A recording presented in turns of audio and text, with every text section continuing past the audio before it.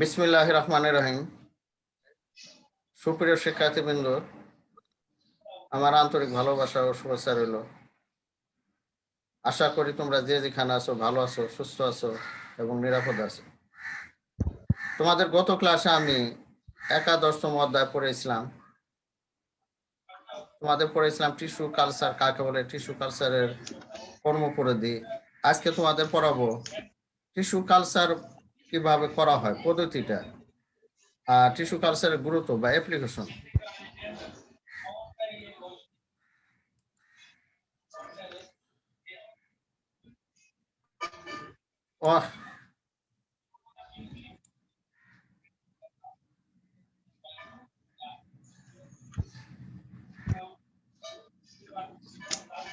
Tissue culture পদ্ধতির ধাপসমূহ। এই tissue culture পদ্ধতির কয়েকটা ধাপ আছে, ধাপগুলো নিয়ে আজকে আলোচনা করবো। ধাপগুলো হলো টিস্যু কালচার, তুমি কোন উদ্ভিদে টিস্যু কালচার করবা, কেন করবা। টিস্যু কালচার করা হয় সাধারণত একটা নিরোগ উদ্ভিদ থেকে। রোগটা হতে হবে নিরোগ এবং ভালো বৈশিষ্ট্য মণ্ডিত, অর্থাৎ তার কিছু ভালো ক্যারেক্টার থাকতে হবে এবং যা অধিক ফলনশীল। এই ধরনের উদ্ভিদ থেকে আমরা কি করবো, টিস্যু কালচার করবো। এই টিস্যু কালচার করতে হলে কতগুলো ধাপ আছে। এক নাম্বার হলো এক্সপ্লান্ট নির্বাচন, পরবর্তীতে মিডিয়াম তৈরি, মিডিয়ামগুলোকে অটোক্লেভ করা এবং সেখানে এক্সপ্লান্ট তৈরি করা, অনেকগুলো ক্লাস তৈরি করা, ওগুলোকে আবার মূল যেখানে তৈরি হবে সেই ধরনের মিডিয়ামে রূপান্তর, পরবর্তীতে ওই চারাগুলা, অনুচারাগুলা সেগুলো বিভিন্ন টবে রোপণ করা এবং পরবর্তীতে এগুলো মাঠ পর্যায়ে করা। এই যে অনেকগুলো ধাপ প্রসেস আছে, এগুলো নিয়ে আজকে আলোচনা করব। তাহলে আমরা আলোচনা শুরু করি আজকে টপিকগুলো। টিস্যু কালচার প্রযুক্তি ধাপ সমূহ। নিম্নলিখিত ধাপে টিস্যু কালচার পদ্ধতি বর্ণনা করা যায়। মাতৃ উদ্ভিদ বা এক্সপ্লান্ট নির্বাচন। এক্সপ্লান্ট হলো ওই উদ্ভিদাংশ টিস্যু কালচার ব্যবহারের জন্য যাকে কোনো উদ্ভিদ থেকে পৃথক করে নেওয়া হয়। কাজে এক্সপ্লান্ট নির্বাচন একটি অতি গুরুত্বপূর্ণ বিষয়। সাধারণত কাণ্ডের শীর্ষমুকুল, পার্শ্বমুকুল এক্সপ্লান্ট হিসেবে অধিক ব্যবহৃত হয়। পর্ব বা পাতার শীর্ষ ব্যবহৃত হয়। যে উদ্ভিদ থেকে এক্সপ্লান্ট নেওয়া হয় বা হবে সেটি মাতৃ উদ্ভিদ। মাতৃ উদ্ভিদটি অবশ্যই নীরব ও উৎকৃষ্ট বৈশিষ্ট্য মণ্ডিত হতে হবে। টিস্যু কালচারের জন্য সুস্থ, নীরব ও উৎকৃষ্ট বৈশিষ্ট্যমণ্ডিত উদ্ভিদ থেকে এক্সপ্লান্ট সংগ্রহ করা হয়। সংগৃহীত টিস্যুকে এক্সপ্লান্ট বলে। সুপ্রিয় শিক্ষার্থীবৃন্দ, তাহলে তোমাদের আমি আগে বলছিলাম যে এক্সপ্লান্ট নিতে হলে অবশ্যই উদ্ভিদটাকে কি হবে, নীরব হতে হবে, আর কি হতে হবে, উৎকৃষ্ট মণ্ডিত হতে হবে। এবং এই ধরনের উদ্ভিদ, বিশেষ করে উদ্ভিদের কোন অংশ থেকে তাহলে তুমি টিস্যুটা নিবা, এটা একটা প্রশ্ন। মাছ নোডিউল থেকে, মাছ বরাবর, না শীর্ষ থেকে? শীর্ষ থেকে। কেন শীর্ষ থেকে নিবা? শীর্ষ অংশটা, এদের যে শীর্ষ অংশ থাকে সেগুলো হলো বিভাজন ক্ষম এবং বিভাজন ক্ষম অঙ্গগুলো সাধারণত সেখানে রোগ প্রতিরোধ ক্ষমতা বেশি থাকে। তোমাদের কার জন্য মাইকটা তো ইটা মিউট করে না, শব্দ আসতেছে। হ্যাঁ, এখন মিউট হয়েছে।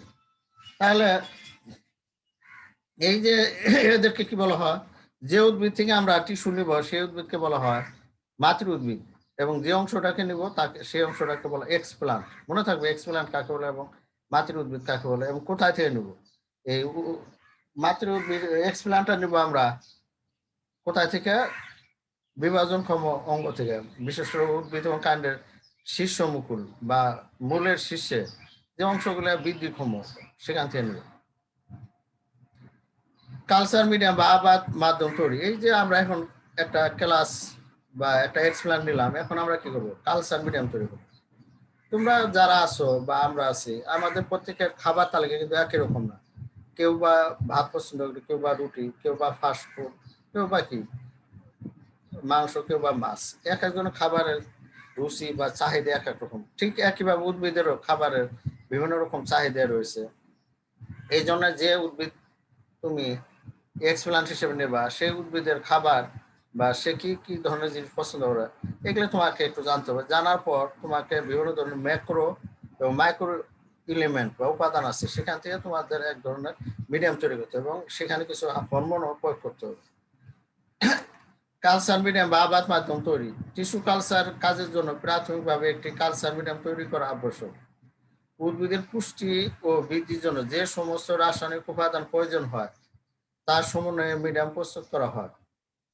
বিভিন্ন ধরনের মুখ্য ও গৌণ উপাদান, ম্যাক্রো এবং micro element, vitamin, sucrose, phytohormone প্রভৃতি এ মিডিয়ামে থাকা প্রয়োজন।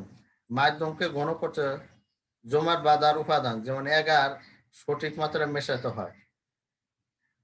মৌলিক উপাদান সমৃদ্ধ মাধ্যম আবাদ মাধ্যমকে বেসাল মিডিয়াম বলে। মিডিয়ামের পিএইচ 5.5 টু 5.8 এর মধ্যে রাখা হয়। নর্মালি এদের পিএইচটা 5.5 থেকে 5.8 এর মধ্যে রাখতে হয় এবং এখানে বিভিন্ন ধরনের ভিটামিন, সুক্রোজ, ফাইটোহরমোন এগুলো দেওয়া হয়। জমাট বাঁধার জন্য এক ধরনের এগার মিডিয়াম ইউজ করা হয়। এই এগার গুলো দিলে এগুলো কি জমাট বাঁধবে, শক্ত হবে। তাহলে আমাদের কালচার মিডিয়াম তৈরি করা শেষ হলো। পরবর্তীতে কাজ কি? জীবাণুমুক্তকরণ বা নির্জীবকরণ। এই কালচার মিডিয়াম, যেহেতু এখানে আমরা বিভিন্ন ধরনের খাবার, সুস্বাদু ম্যাক্রো, মাইক্রো এই ধরনের উপাদানগুলো দিয়েছি, সহজে এগুলো কি জীবাণু দ্বারা আক্রান্ত হতে পারে বা এখানে বিভিন্ন ধরনের জীবাণু জন্মিতে পারে। এই জন্য এগুলোকে কি করবো আমরা? জীবাণুমুক্তকরণ করবো বা নির্জীবকরণ করব। এটা করার জন্য এক ধরনের অটোক্লেভ মেশিন ব্যবহার করা হয়। আমরা একটু দেখো পড়ে আসি, তাহলে বুঝতে পারবো। কালচার মিডিয়ামে থাকে পুষ্টি উপাদান, ফলে এতে সহজে জীবাণু জন্মাতে পারে। কিন্তু কালচার করার জন্য মিডিয়াম এবং এক্সপ্লান্ট সবই জীবাণুমুক্ত থাকা আবশ্যক। তাই মিডিয়ামকে কনিক্যাল ফ্লাক্স বা টেস্ট টিউবে ঢেলে তুলা দিয়ে পাত্রের মুখ বন্ধ করে দেওয়া হয় যাতে বায়ু ঢুকতে না পারে। এরপর পাত্রটিকে নির্জীবকরণ যন্ত্র অটোক্লেভ দিয়ে জীবাণুমুক্ত করা হয়। মিডিয়ামকে অটোক্লেভ যন্ত্রে নির্দিষ্ট তাপ 121°C তাপ 15 পাউন্ড ও সময় 20 মিনিট রাখা হয়। জীবাণুমুক্ত পরিবেশে গবেষণাগারে কাচের পাত্রের মধ্যে কৃত্রিম আবাদ মাধ্যমে এক্সপ্লান্ট থেকে অনুসারা তৈরির পদ্ধতি হলো ইনভিট্রো কালচার। তাহলে দেখো, এই যে আমরা যে কালচার মিডিয়ামটা তৈরি করলাম, একে অটোক্লেভ মেশিনটা আমাদের কলেজে নাই, এটা ঢাকা ইউনিভার্সিটি বা বিভিন্ন গবেষণাগারে আছে। অটোক্লেভ মেশিনে কালচার মিডিয়াম গুলা বিভিন্ন ধরনের কনিক্যাল ফ্লাক্স আছে। কিছু কনিক্যাল ফ্লাক্স 100 ml, কিছু 250 ml, কিছু 500 ml। 250 ml বা 500 ml কনিক্যাল ফ্লাক্সের মধ্যে আমরা কালচার মিডিয়াম গুলো ঢেলে নেবো। নেওয়ার পর ওগুলোকে তুলা দ্বারা মুখ বন্ধ করব। কেন তুলা দ্বারা মুখ বন্ধ করব? যাতে ভিতর থেকে বাইরে এবং বাইরে থেকে ভিতরে কোনো বায়ু এবং কোনো অণুজীব বা কোনো কন্টামিনেশন, সাইন্টিফিক ভাষা বলে কন্টামিনেশন, মানে জীবাণু যাতে প্রবেশ করতে না পারে। এই যে তুলা দ্বারা বন্ধ করার পর এই কনিক্যাল ফ্লাক্স গুলো অনেকগুলো মিডিয়া তৈরি করে, অনেকগুলো কনিক্যাল ফ্লাক্স একটা ঝুড়ির মতো একটা পাত্র আছে, ওখানে নিয়ে আমরা কনিক্যাল ফ্লাক্সে এটা বসাবো। বসানোর পর এগুলোকে 121°C তাপমাত্রা দেবো, 15 পাউন্ড চাপ দেবো এবং 20 মিনিট রাখবো। রাখলে এগুলো কি জীবাণুমুক্ত হবে। তাহলে এটা আমরা জীবাণুমুক্ত হলাম কাকে? মিডিয়ামকে। পরবর্তীতে আমাদের কাজ কি?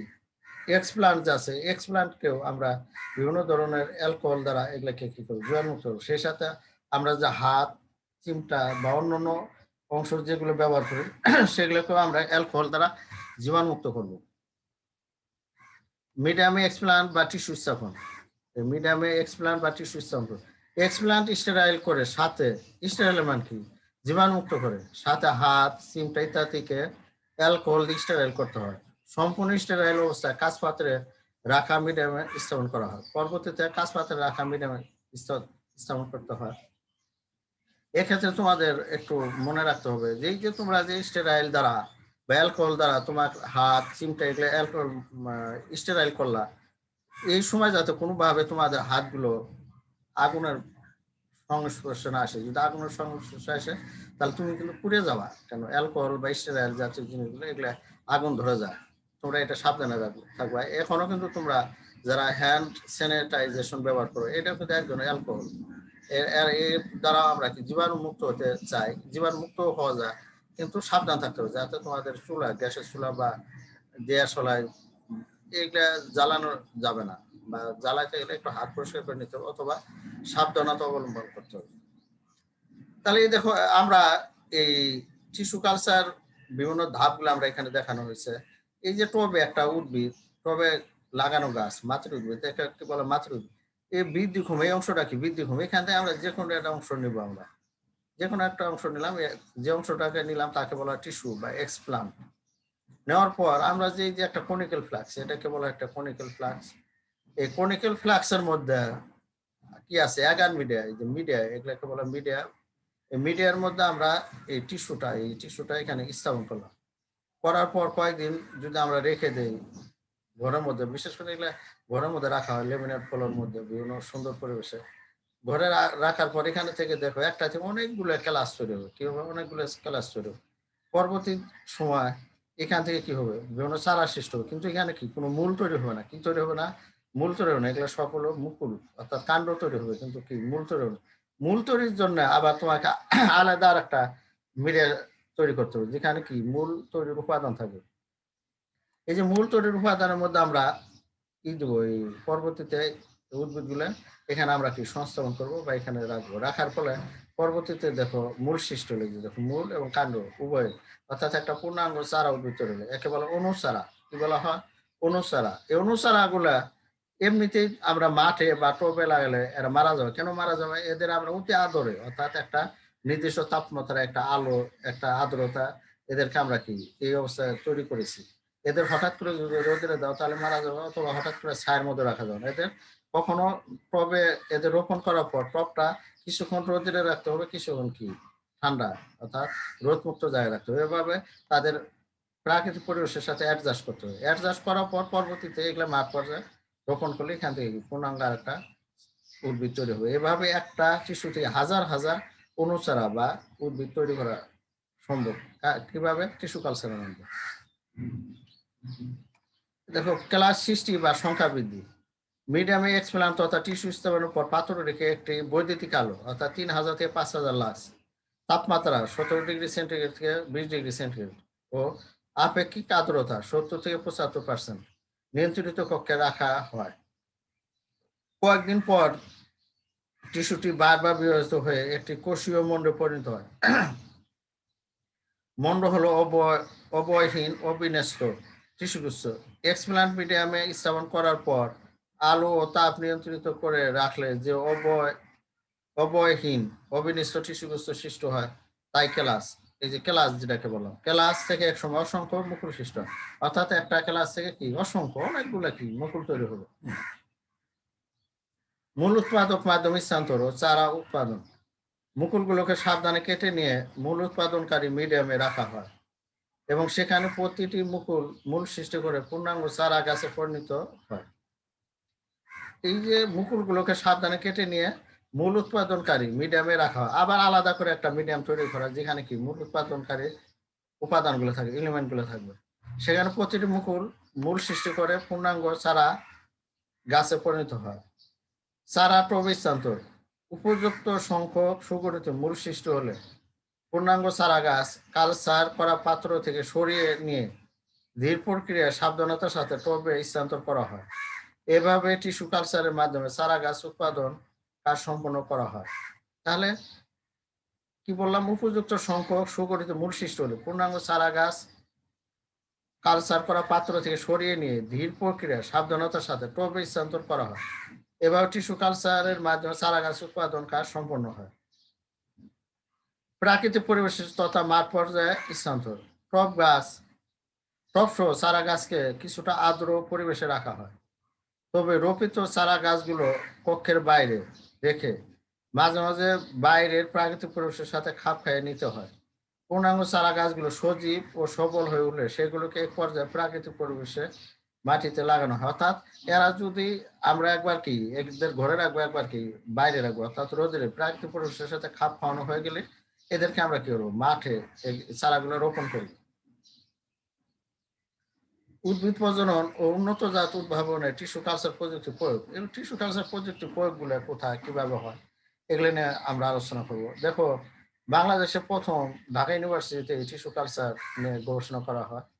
পরবর্তীতে রাজশাহী বিশ্ববিদ্যালয়, বাংলাদেশ কৃষি বিশ্ববিদ্যালয় ময়মনসিংহ এবং বর্তমানে জাহাঙ্গীরনগর বিশ্ববিদ্যালয় এবং অন্যান্য বিশ্ববিদ্যালয়ে এই টিস্যু কালচার নিয়ে কাজ চলছে এবং টিস্যু কালচার করে ব্যাপক ফসলের উন্নয়ন হচ্ছে, বিশেষ করে বিভিন্ন ধরনের যেগুলা বিলুপ্তপ্রায় উদ্ভিদ অথবা যেগুলোর মূল বীজ হয় না এবং যাদের চাষ করা অনেক কঠিন স্বাভাবিকভাবে, সেই সমস্ত উদ্ভিদগুলো কি করা হয়, টিস্যু কালচার করা হয় এবং সেখান থেকে দেশে কৃষি উন্নয়নের ভূমিকা রাখছে। এখন আমরা এই টিস্যু কালচার উদ্ভিদ প্রজনন ও উন্নত জাত উদ্ভাবনে টিস্যু কালচার প্রযুক্তি প্রয়োগগুলো কোথায় কিভাবে হয় এগুলো নিয়ে একটু আলোচনা করবো। টিস্যু কালচার পদ্ধতি আবিষ্কৃত হওয়ার পর থেকে উদ্ভিদ প্রজননের ক্ষেত্রে অনেক সমস্যার সমাধান হয়েছে। এ পদ্ধতি ব্যাপকভাবে বিভিন্ন উদ্ভিদের ক্ষেত্রে প্রয়োগ করে প্রযোজনবিদরা অনেক সাফল্য অর্জন করেছে। নিচে এর কয়েকটি গুরুত্বপূর্ণ দিক উপস্থাপন করা হলো। হুবহু মাতৃগুণ সম্পন্ন চারা উৎপাদন, মাইক্রো প্রপাগেশন। যেসব উদ্ভিদের বীজ উৎপাদন করা সম্ভব হয় না, যেমন থুজা, সাগরকলা, এই জন্য থুজা হলো আমাদের কলেজে এই উদ্ভিদগুলো আছে, সাগরকলা, এগুলো কি বীজ হয় না, যেহেতু বীজ হয় না তাহলে এদেরকে আমরা সহজে কি টিস্যু কালচারের মাধ্যমে এই চারাগুলো উৎপাদন করতে হবে। সেসব উদ্ভিদের ক্ষেত্রে টিস্যু কালচার প্রয়োগ করে চারা গাছ উৎপাদন ও বিপণন করা হয়। বিপণন মানে কি, বিক্রি করা হয়। ফুল, ফল বা শস্য উৎপাদনকারী কোনো ভালো জাতের উদ্ভিদ থেকে যদি অধিক সংখ্যক চারা উৎপাদন করা প্রয়োজন হয়, তবে ওই ভালো জাতের একটি উদ্ভিদ থেকে টিস্যু নিয়ে কালচার করে অনেক সংখ্যক চারা গাছ উৎপাদন করা সম্ভব হয়। এভাবে উৎপাদিত চারা গাছ সমূহ হুবহু এদের মাতৃ উদ্ভিদের মতো হয়ে থাকে। কাজে একই বৈশিষ্ট্যমণ্ডিত উদ্ভিদ উৎপাদন করার জন্য টিস্যু কালচার প্রযুক্তি অত্যন্ত কার্যকর প্রক্রিয়া। অতি ক্ষুদ্র টিস্যু থেকে বহু চারা উৎপাদনে এ পদ্ধতি মাইক্রো প্রপাগেশন নামে পরিচিত। দেখো তোমরা লক্ষ্য করো যে বিভিন্ন ধরনের উন্নত বৈশিষ্ট্য সম্পন্ন এবং বিভিন্ন ধরনের উদ্ভিদ আছে, সেখান থেকে একটা টিস্যু থেকে আমরা কি অসংখ্য টিস্যু তৈরি করতে পারি, অসংখ্য ক্যালাস তৈরি করতে পারি, অসংখ্য চারা তৈরি করতে পারি বা অনুচারা তৈরি করতে পারি। এই জন্য এই পদ্ধতিটির নাম বলা হয় মাইক্রো প্রপাগেশন। এবং এই মাইক্রো প্রপাগেশনের ফলে যে উদ্ভিদগুলো তৈরি হবে তাদের গুণাগুণ হবে মাতৃ উদ্ভিদের না। মাতৃ উদ্ভিদের ফল বা ফুল যেরকম হবে ঠিক একইভাবে অনুচারা যে ফল বা ফুল হবে তারাও একই রকম হবে, অর্থাৎ মাতৃ উদ্ভিদের গুণাগুণ সম্পন্ন হবে, এখানে কোনো ব্যতিক্রম হবে। তুমি যদি একটা আম যে কোনো একটা আমের চারা রোপণ করো বীজ থেকে, তাহলে দেখবা সে কি মাতৃ উদ্ভিদের না হবে না, তাদের সুস্বাদ, স্বাদ অথবা মিষ্টি অথবা যে কোনো মাতৃ উদ্ভিদ থেকে কিছু না কিছু বৈচিত্র্য সৃষ্টি হবে। কারণ কি, সেখানে হাইব্রিডাইজেশন হয়েছিল, মাতা এবং পিতা থেকে জিন এসেছিল। কিন্তু এই টিস্যু কালচার শুধু মাতৃ উদ্ভিদ থেকে তাদের অংশ আমরা নিব, অন্য কোথাও থেকে নেব না, এই জন্য এরা মাতৃ উদ্ভিদের গুণাগুণ সম্পন্ন হয়। রোগমুক্ত উদ্ভিদ সৃষ্টি। এই টিস্যু কালচার পদ্ধতির মাধ্যমে রোগমুক্ত চারা উৎপাদন করা যায়। আলু, আখ প্রভৃতি ক্ষেত্রে স্বাস্থ্যকর চারা উৎপাদন করা সম্ভব। এই যে আগেই বলছি যে আমরা নর্মালি কি যে সমস্ত উদ্ভিদগুলা রোগমুক্ত এবং বিভাজনক্ষম এবং মেরিস্টেমেটিক অঞ্চল, অর্থাৎ যেখানে কি হয় বিভাজন সক্ষম, সেই অঞ্চল থেকে আমরা কি টিস্যু নেই বা এক্সপ্লান্ট নেই, নিয়ে এখান থেকে কি আরেকটা উদ্ভিদ তৈরি করি, এই জন্য এরা কি নর্মালি রোগমুক্ত হয়। 3 নম্বর দেখো চারা উৎপাদন। যেসব উদ্ভিদের বীজ উৎপাদন করা সম্ভব হয় না সেসব উদ্ভিদের ক্ষেত্রে টিস্যু কালচার প্রয়োগ করে চারা গাছ উৎপাদন বিপণন করা যায়। অনেক উদ্ভিদ আছে যেগুলো কি হয় না, বীজ হয় না, যেমন অর্কিড, পাম অয়েল, যেগুলো বিশ্বে এখন কি বাণিজ্যিক ভাবে এগুলো রোপণ করতেছে। এই ধরনের উদ্ভিদ থেকে কি করা হয়, এই টিস্যু কালচার পদ্ধতিতে উদ্ভিদ তৈরি করা হয় এবং বিপণন করা হয়। বিলুপ্ত প্রায় উদ্ভিদ সংরক্ষণে বর্তমানে দেখবো অনেক উদ্ভিদ এবং প্রাণী প্রায় বিলুপ্তের পথে। এই বিলুপ্তের হাত থেকে রক্ষা করার জন্য যদি আমরা যে সমস্ত উদ্ভিদগুলো বিলুপ্ত প্রায়, সেখান থেকে যদি আমরা একটা অংশ বিভাজনক্ষম জায়গাতে একটা টিস্যু বা এক্সপ্লান্ট নিয়ে নেওয়ার পর এগুলো কালচার মিডিয়াম তৈরি করে এখান থেকে কি অসংখ্য চারা তৈরি করি এবং সহজে এগুলো রোপণ করি, তাহলে কি এরা বিলুপ্তের হাত থেকে আমরা এদেরকে রক্ষা করতে হবে। এই কথাটা এখানে বলছে। দেখো বর্তমানে অনেক বিলুপ্ত প্রায় উদ্ভিদকে বিলুপ্তের হাত হতে রক্ষা করার জন্য টিস্যু কালচার প্রযুক্তি ব্যবহার করা হচ্ছে। কারণ স্বল্প সময়ে উল্লেখিত উদ্ভিদ থেকে চারা গাছ উৎপাদন করা এ প্রযুক্তির ব্যবহারে সম্ভব। একের অল্প সময় অনেক চারা তৈরি করা যাবে এবং এদের বিলুপ্তের হাত থেকে রক্ষা করা যাবে। ভ্রূণ কালচার প্রযুক্তির মাধ্যমে উদ্ভিদের কৃত্রিম প্রজননের মাধ্যমে ধরো স্বাভাবিকভাবে একটা উদ্ভিদ থেকে আরেকটা উদ্ভিদ তৈরি হবে, তাই না? হাইব্রিডাইজেশনের মাধ্যমে, পলিনেশনের মাধ্যমে বা সংকরণের মাধ্যমে, পরাগায়নের মাধ্যমে। কিন্তু ভ্রূণ কালচারটা কি? টিস্যু কালচার পদ্ধতির আরেকটি বিশেষ দিক হলো ভ্রূণ কালচার। ভ্রূণ কালচারের মাধ্যমে উদ্ভিদ বিদ্যার অনেক সমস্যার সমাধান করা যায়। বিশেষ করে আন্তঃপ্রজাতি সংকরণের ক্ষেত্রে পূর্ণতা লাভ না করা সংকর উদ্ভিদ পাওয়া সম্ভব হয় না। এসব ক্ষেত্রে সংকরণের পর ভ্রূণ কালচার করা হয়, ফলে ভ্রূণ আর নষ্ট হয় না এবং পরবর্তীতে ভ্রূণ বিকাশ লাভ করে পূর্ণাঙ্গ সংকর উদ্ভিদ উৎপাদন করে। এভাবে উৎপাদিত সংকর উদ্ভিদের সাহায্যে উন্নত জাত উদ্ভাবন করা সম্ভব। এখানে দেখো, এই যে আন্তঃপ্রজাতি হলো যেমন আম গাছের সাথে আম গাছ, এদের যৌন মিলনের মাধ্যমে আম গাছই হবে। কিন্তু আম গাছের সাথে যদি জাম গাছ, এরা কি আলাদা আলাদা প্রজাতি, আলাদা আলাদা প্রজাতির মধ্যে যদি আমরা মিলন ঘটাই আম গাছের সাথে কি জাম গাছে, তাহলে এদের ভ্রূণটা মারা যাবে, অর্থাৎ এখান থেকে পূর্ণাঙ্গ সাকসেসফুল একটা গাছ হবে না। কিন্তু এই উদ্ভিদটাকেই যদি আমরা পরবর্তীতে বা এই ভ্রূণটাকে কালচার করি, কালচার করার পর এটা রোপণ করি, তাহলে কি মাটির উদ্ভিদে না হুবহু আর একটা উদ্ভিদ তৈরি হবে। একে ভ্রূণ কালচার প্রযুক্তি বলা হয়। এর ফলে অনেক ক্রিটিক্যাল উদ্ভিদ, অনেক প্রাণীর ক্ষেত্রে এটা ব্যবহৃত হচ্ছে। এখন দেখো অনেক টেস্ট বেবি হচ্ছে, এগুলো সবই কি এই ভ্রূণ কালচারের মাধ্যমে হয়। সংকর উদ্ভিদ উৎপাদনের ক্ষেত্রে প্রোটোপ্লাস্ট ফিউশন বা মিলন, এ পদ্ধতি প্রয়োগ করে দুটি ভিন্ন প্রজাতির প্রোটোপ্লাস্ট সংযুক্তি ও তা থেকে নতুন বৈশিষ্ট্য সম্পন্ন সংকর উদ্ভিদ উৎপন্ন করা সম্ভব হয়েছে। সাধারণত সংকরণের ক্ষেত্রে পুং ও স্ত্রী গ্যামেটের মিলন ঘটে।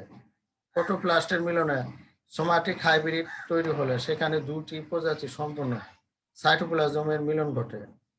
প্রোটোপ্লাস্ট মিলনের ক্ষেত্রে শুধুমাত্র সাইটোপ্লাজমের মিলন ঘটে, নিউক্লিয়াসের মিলন ঘটে না। দুটো উদ্ভিদের শুধু সাইটোপ্লাজম এর মিলনে সৃষ্ট উদ্ভিদকে হাইব্রিড না বলে সাইব্রিড বলা হয়।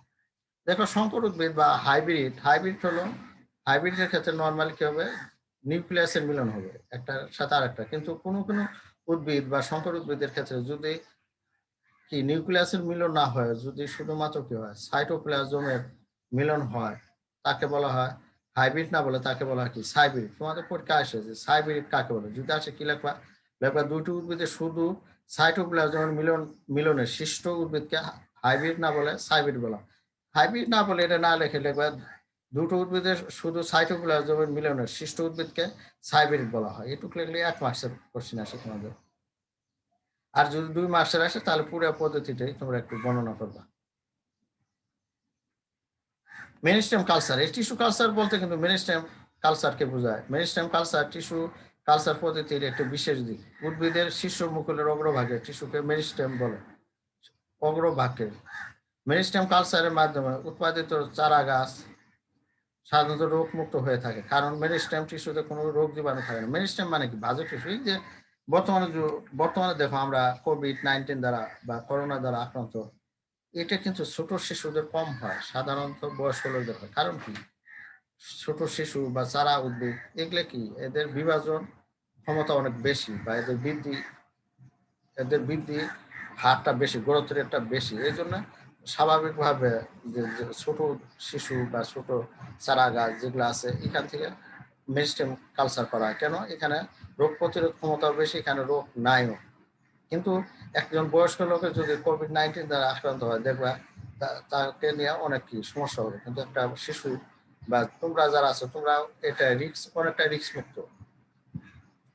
অল্প সময়ে অধিক চারা উৎপাদন, টিস্যু কালচার পদ্ধতি প্রয়োগ করে কোনো একটি উদ্ভিদের সামান্য টিস্যু থেকে অল্প সময়ে অসংখ্য চারা উৎপাদন করা যায়। এই যে অসংখ্য চারা উৎপাদন করে, এ প্রক্রিয়া চন্দ্রমল্লিকার একটি ছোট্ট অঙ্গশিষ্য থেকে বছরে লক্ষ লক্ষ চারা উৎপাদন করা সম্ভব। এই চন্দ্রমল্লিকা একটা চারা থেকে গ্ল্যাডিউলাস বা বিভিন্ন ধরনের ফুল, এগুলো যে কোনো একটা অংশ থেকে লক্ষ লক্ষ চারা উৎপাদন করা যায়। ফলে তোমাদের কি বিভিন্ন প্রোগ্রামগুলো তোমাদের অভিনন্দন জানাতে বা তোমাদের বরণ করার জন্য এগুলো ব্যবহার করা হয়। কোষাবাত ও কেলাস টিস্যু আবাদ, কোষাবাত ও কেলাস টিস্যু আবাদ কৌশলের মাধ্যমে উৎপন্ন দৈহিক ভ্রূণ থেকে বীজ উৎপাদন করা যায়। সোমা কোলোনাল ভেরিয়েশনের মাধ্যমে উন্নত জাত যেমন আডিপ নামক গম উদ্ভাবন করা সম্ভব হয়েছে।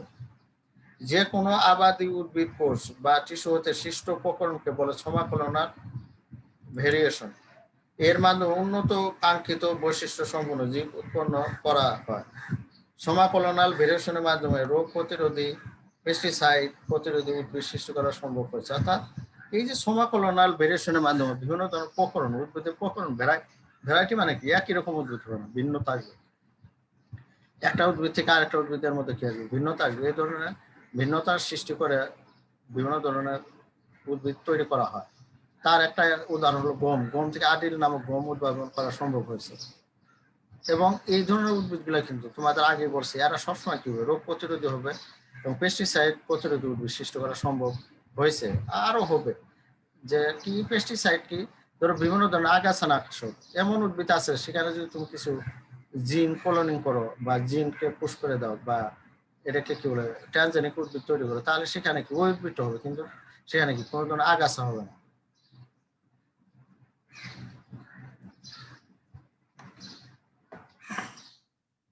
তারপরে স্লাইডটা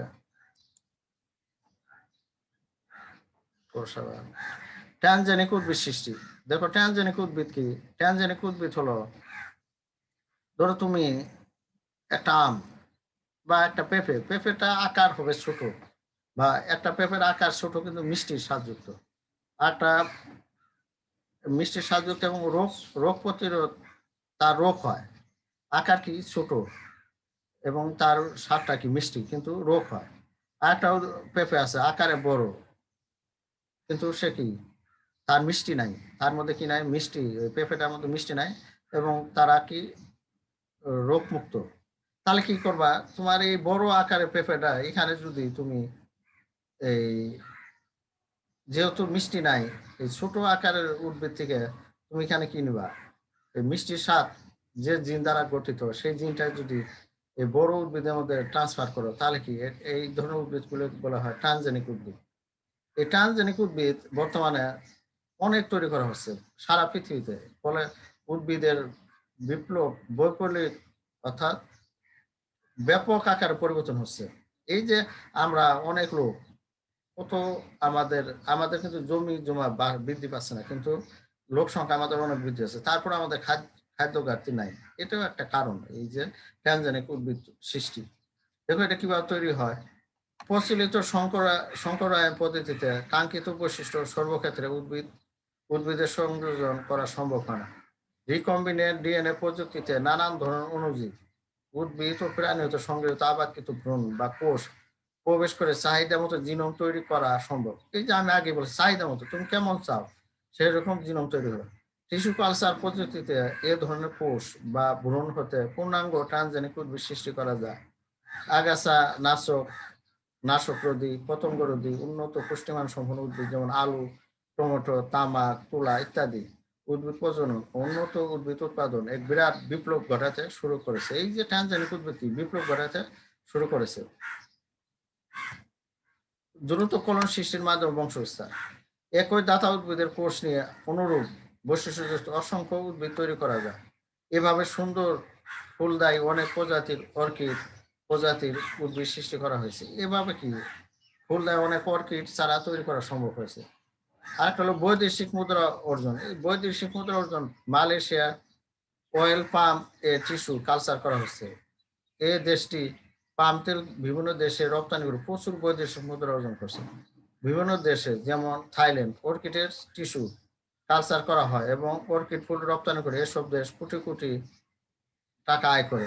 যদিও বাংলাদেশ এখান থেকে এখনো বাণিজ্যিকভাবে টিস্যু কালচারটা প্রয়োগ করতে পারছে না, তবে খুব দেরি নেই, নাই, খুব তাড়াতাড়ি হয়তো বা আমরাও বাংলাদেশেও অনেক বিজ্ঞানী এই টিস্যু কালচারটা বাণিজ্যিকভাবে চাষ করতে হবে। বিশেষ করে ঢাকা ইউনিভার্সিটির আর্বোরিয়াম কালচার, এখানে কিন্তু অনেক অর্কিড চারা উৎপাদন করা হয়েছে এবং পূজা, বিভিন্ন ধরনের সাগর কলা এবং অন্যান্য। জাহাঙ্গীরনগর বিশ্ববিদ্যালয় বর্তমানে কাঁঠাল নিয়ে কাজ করছে। বাংলাদেশ ময়মনসিংহ শোনা বিশ্ববিদ্যালয়, যাচ্ছে না স্যার। হ্যাঁ এখন হ্যালো, ময়মনসিংহ বিশ্ববিদ্যালয় ওরা বিভিন্ন ধরনের মাছ নিয়ে কাজ করছে। এক সময় টিস্যু কালচারটা বাংলাদেশে ব্যাপকভাবে কাজ হবে এবং আমাদের খাদ্য ঘাটতি থেকে শুরু করে এবং অর্থনীতিতে ব্যাপকভাবে ভূমিকা রাখবে। সুপ্রিয় শিক্ষার্থীবৃন্দ, তোমরা প্রত্যেকেই ভালো থাকবে, সুস্থ থাকবে এবং নিরাপদে থাকবে। আজকে এই পর্যন্ত। আল্লাহ হাফেজ।